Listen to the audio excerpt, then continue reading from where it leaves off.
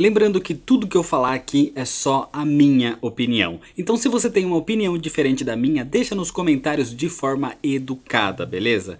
E esse vídeo aqui vai ter leves spoilers sobre a série. Então se você vai continuar, é por sua própria conta e risco. Titãs é uma série feita pela Warner, lançada no serviço de streaming exclusivo da DC, o DC Universe, e começou a ser exibida no dia 12 de outubro de 2018.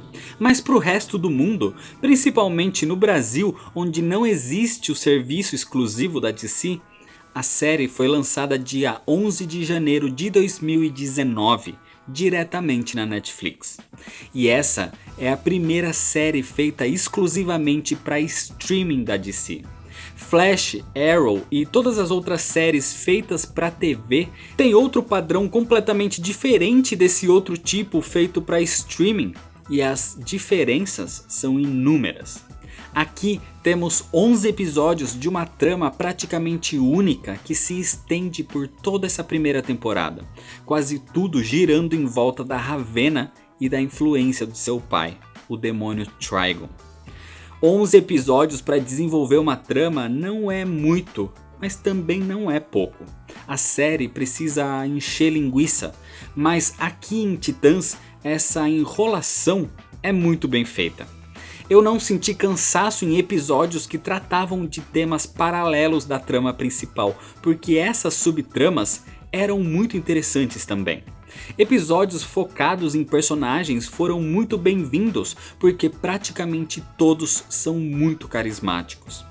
Eu queria ver mais da história de cada um deles, queria mais desenvolvimento pessoal, e a série entrega isso. Nem todos têm o mesmo foco. O Mutano, por mais que seja um dos principais do grupo, não foi tão bem desenvolvido. A Moça Maravilha também não teve tanto destaque como eu gostaria que tivesse, por exemplo. Mas talvez isso seja melhor abordado em próximas temporadas. Só que mesmo assim, o pouco que foi mostrado já me fizeram gostar muito do que eu vi. Os Jovens Titãs são um grupo de adolescentes, de parceiros mirins que ganharam desenvolvimento com o tempo nos quadrinhos. A fase do George Pérez nas HQs foi usada aqui como base para a criação da equipe e até mesmo para a história, já que é graças a Ravenna que os heróis se unem.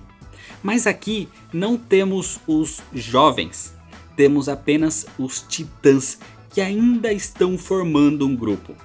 Ainda não tem entrosamento completo e nem o nome da equipe de verdade. Mas toda a primeira temporada mostra como cada um individualmente tem seus problemas e seus traumas e como isso vai unindo todos eles.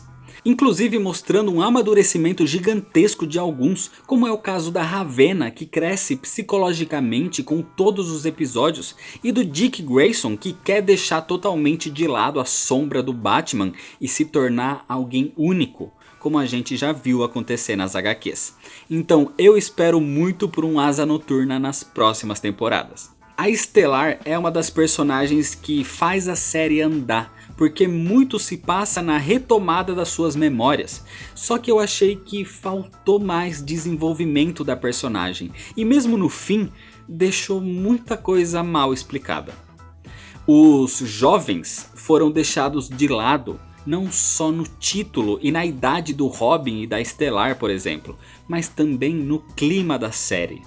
A equipe inspirou o desenho Teen Titans e os Teen Titans Go, que são voltados para o público mais infantil, mas aqui a mesma equipe que inspirou essa abordagem leve traz um clima mais pesado, mais adulto e até mesmo mais sombrio e realista. Tem vários pontos que se assemelham ao terror, inclusive. Tem até mesmo temas mais complexos que não são jogados na cara do espectador, mas que estão ali, como a insinuação de que a Stellar trabalhava como prostituta quando veio para a Terra, ou de que o Rapina era molestado quando criança e sofria abuso infantil. A série tenta apresentar toda a história com o tom de que aquilo poderia acontecer no mundo real mesmo, e como isso seria terrível. A narrativa da série como um todo é muito boa, mesmo tendo episódios que quebram um pouco focando unicamente em alguns personagens. E o roteiro é muito bom também, gerando bastante mistério e te prendendo do começo ao fim. A fotografia é boa, mas em vários momentos é bem escura, só que isso, ao meu ver, tem um motivo, que é o uso da computação gráfica. As CGs mostrando o Mutano como tigre principalmente não são tão boas assim. A Moça Maravilha pulando num tipo de caminhão ou o Batman pulando de um prédio no final da série mostram que se essas cenas fossem sempre mostradas na luz, a gente ia perceber a baixa qualidade. E isso acontece pelo custo reduzido, já que se trata de uma série e não de um filme de Hollywood. Mas por ser apresentadas na escuridão, passam despercebidas. E por falar em Batman, a presença dele tá sempre pairando pela série, mas nunca realmente mostrando o seu rosto. Claro que isso acontece pela questão contratual, para não confundir com o Batman do cinema, mas isso foi um recurso que me incomodou um pouco. Acho que se só falasse dele em vez de mostrar querendo esconder, talvez seria melhor, pelo menos no meu ponto de vista. Já a adição do Jason Todd foi muito boa e traz mais à tona essa aura e influência que o Batman tem sobre o Dick Grayson. Inclusive o Jason Todd, pra mim, é o personagem mais bem adaptado dos quadrinhos, tanto na personalidade quanto fisicamente. O ator me lembra muito o segundo Robin das HQs. A caracterização do Dick também é ótima. A caracterização da Donna Troy é muito boa também. A da Ravena eu até que gostei, mas eu achei que não precisava daquela tinta azul no cabelo. Assim como o Mutano, que tem um uniforme que relembra o personagem original, mas que tem um cabelo com uma tinta que parece muito falsa. Realmente parece que aquela cor vai sair no banho. E a caracterização da Estelar no quesito personalidade eu gostei muito, mas no quesito visual me incomodou muito aquela roupa. Não gostaria de ver algo como nos quadrinhos também, mas talvez uma roupa mais natural seria melhor, como é o caso da Donna Troy, por exemplo. Mas um vestido com um casaco de pele foi algo que me incomodava toda vez que aparecia. A série traz uma certa origem para a equipe que ainda não está formada oficialmente, mas também mostra um pouco da origem de cada um dos personagens, só que mesmo assim deixa muita coisa em aberto no final. A origem do Mutano é explicada de forma vazia, a da Estelar é mais vazia ainda. Os motivos para Ravena sonhar exclusivamente com o Dick também fica meio sem explicação. Então ainda tem muita ponta solta que eu espero que seja respondida em algum momento. O episódio final é algo que está sendo discutido por aí. Muita gente gostou e muita gente odiou.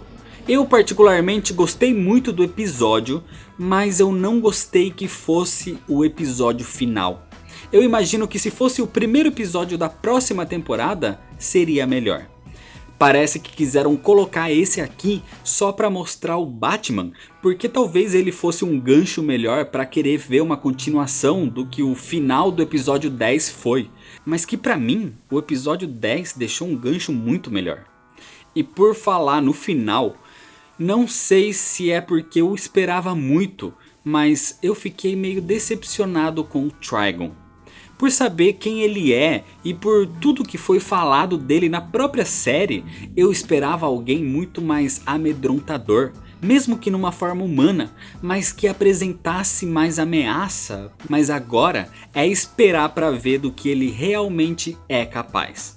E uma das coisas que mais me incomodou foi o excesso de recursos Deus Ex Machina, tanto para salvar os heróis quanto para atrapalhar. Muita coincidência forçada poderia ter estragado o roteiro, então é algo que ao meu ver tem que ser um pouco mais dosado numa sequência para não passar do limite.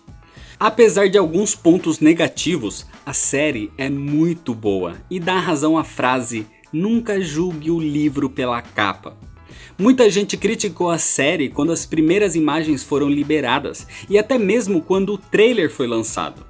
O visual e o estilo de fato é bastante diferente do material original. Parecia querer ser muito sério sem motivo talvez. Eu mesmo fui uma dessas pessoas que quando vi pela primeira vez achei que não seria tão bom assim. E ainda bem que eu tava errado.